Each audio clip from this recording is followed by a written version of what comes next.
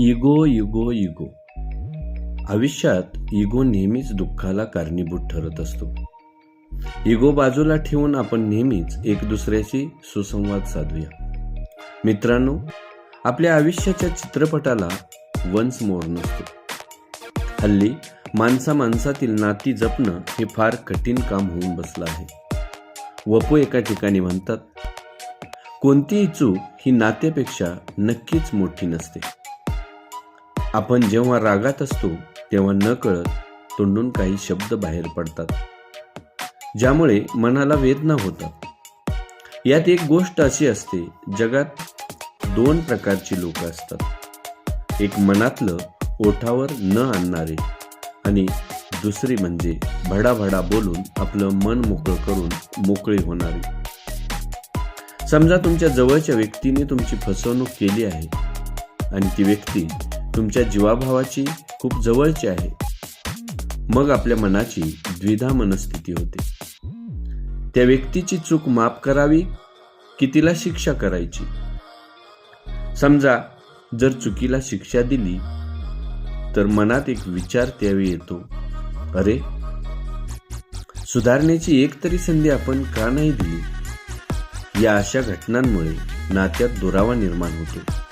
ती नाती अबोल होतात. म्हणूनच जिथे अबोला असतो तिथे संवाद हेच त्यावरचे उत्तर असते. नाते हे बोलकं का असावं याचं एक उदाहरण देता येईल. एका घरात वडील आणि मुलगी यांच्यात काही कारणास्तव गैरसमज झाले आणि वडिलांनी मुलीशी पूर्ण अबोला धरला.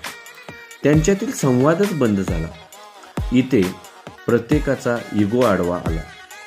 स्वतःचा इगो सोडायला कोणीच तयार नव्हतं. शेवटी वडील खूप आजारी पडले, अंथरुणाला खिळले. त्यावेळी तो अबोला संपला, पण वेळ बराच निघून गेला होता. पश्चातापाचे अश्रू येत होते, कारण दोघांमधला संवाद बंद होता. त्यामुळे लेकीच्या आणि बापाच्या मनातल्या अव्यक्त भावना त्या तशाच होत्या. अबोला असल्याने त्या व्यक्त करायच्या राहून गेल्या. दोघांचीही मनं कित्येक दिवस कुढत राहिली. कारण काय, तर गैरसमज आणि इगो. म्हणूनच तुमच्या नात्यात जर अबोला आला असेल तर तो वेळीच थांबवायला पाहिजे. वेळीच बोलायला हवं, संवाद साधायला हवा, मन एकदम मोकळं करायला हवं, गळ्यात पडून हक्कानं रडायला हवं. अश्रूंना वाट मोकळी करून दिली की मन कसं हलकं होतं, अगदी पिसासारखं. रडावंसं वाटलं तर जरूर राडावं, पण एक मात्र निश्चित, एक काळजी घ्यावी. ज्याच्याशी बोलून तुम्हाला बरं वाटतंय ती व्यक्ती तुमच्या दुःखाची टिंगल तर करत नाही ना, हे देखील ध्यानात घ्यायला हवं. कारण ज्या व्यक्तीच्या खांद्यावर आपण विश्वासानं डोकं टेकलाय तिथे तुमच्या रडण्याची प्रतारणा होता कामा नये. हेच वपू सांगतात. अश्रूंना वाट मोकळी करून देण्यासाठी समोर सुद्धा तशीच व्यक्ती असावी लागते. हसताना प्रतारणा झाली तरी चालेल, पण रडताना मात्र ती होऊ नये. हल्लीच्या काळात मस्करी करताना देखील 100 वेळा विचार करावा लागतो. कारण वपू म्हणतात, मस्करी म्हणजे अतिशय हुशारीने केलेला अपमान. पण एक असतं, नाती म्हणजे अनेक प्रेमाच्या धाग्याने विणलेली एक गोधडी असते. तिथे तुम्ही समोरच्याच्या वयाचा, मनाचा विचार करून मस्करी केली पाहिजे. कारण एखाद्याच्या दुखऱ्या जागेवर आपण बोट ठेवले किंवा तशी मस्करी केली तर ती व्यक्ती ते विसरू शकत नाही. पण त्यामुळे जर तिथे कटुता निर्माण झाली तर नात्याची ही रेष धूसर होत जाते. अहो, पैसा हा गेला तरी परत कष्ट करून कमावता येतो. पण जीवाभावाची माणसं दुखावली तर त्यांची समजूत काढून ते पूर्ववत होईपर्यंत संयम ठेवावा लागतो. नातंही कोणतंही असो, पती पत्नीचं असो, बहीण भावाचं असो किंवा अन्य अजून कोणतंही नातं असो, तिथे संवाद हा फार महत्त्वाचा असतो. जर काही वाद होत असतील तर ते का होत आहे, नेमक्या अपेक्षा काय आहे, किंवा छोट्या छोट्या गोष्टीवरून रुसवे फुगवे होणे याची खरंच गरज आहे का, याचा शांतपणे विचार करणं गरजेचं असतं. त्याच्यावर चिंतन करणं गरजेचं असतं. कारण वेळ एकदा निघून गेली की परत येत नाही. तसंच घटनाही घडून जाते, पण नंतर आठवून सुधारण्यासाठी ती वेळ मागे आणू शकत नाही. ही वस्तुस्थिती आहे. मग वपू म्हणतात, पुष्कळ घटना नुसत्या घडतात, मागे आठवणी उरतात, तात्पर्य मात्र उरत नाही.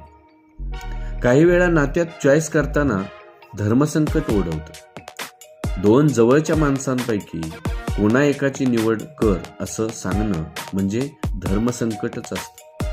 समजा एखाद्या मुलीच्या आईचं किंवा वडिलांचं आपल्या जावयासोबत वाद झाले, तर तिच्यासमोर जर नवरा की आई वडील अशी निवड तिला करायला सांगितली, तर ती बिचारी कुणाची निवड करणार हो? ज्या आई वडिलांनी लहानाचं मोठं करून पालन पोषण केलं, स्वावलंबी बनवलं, त्यांची की ज्याच्यासोबत उर्वरित सारं आयुष्य घालवायचं आहे त्या नवऱ्याची. या कात्रीत जेव्हा मुलगी सापडते तेव्हा ते नातं अक्षरशः होरपळून निघतं. कारण ती दोन घरं जोडणारी, दोन घरामधला दुवा असते. स्वाभाविकच दोन्ही घरातील प्रेम तिला हवं असतं. त्या प्रेमासाठी जेव्हा निवड करायची वेळ तिच्यावर येते, त्यावेळी हे धर्मसंकट ओढवतच. तेव्हा वपू म्हणतात, ते आपणाला एकदम पटतं. ज्या व्यक्तीला दोन्ही पक्षाचं प्रेम हवं असतं, त्यांच्या नशिबी कायम फरफळणं हे असतंच असतं. म्हणून असं वाटतं, परमेश्वराने हा जो जन्म दिला आहे, त्या जन्मात रुसवे, फुगवे, वाद हे कितीही झाले तरी ते ताणता कामा नये. उशिरा का होईना, पण चूक झाली असेल तर मोकळ्या मनाने ती कबूल करून ते नातं जिवंत ठेवायला हवं. कारण कोणाच्याही आयुष्याचा नेम नाही. माणसाचं आयुष्य क्षणभंगूर झाले आहे. आज धडधाकट असणारी व्यक्ती काही मिनिटातच आपल्यात राहिली नाही असं आपण दररोज ऐकतो. म्हणून व्यक्त व्हायचं, पण कुढत बसायचं नाही. मिळेल तो क्षण आनंदाने जगायचा. म्हणूनच आनंदाने जगूया, आनंद देऊया, आनंद घेऊया, प्रेमाने राहूया. कारण मित्रांनो, आयुष्याच्या या चित्रपटाला वन्स मोअर नसतो.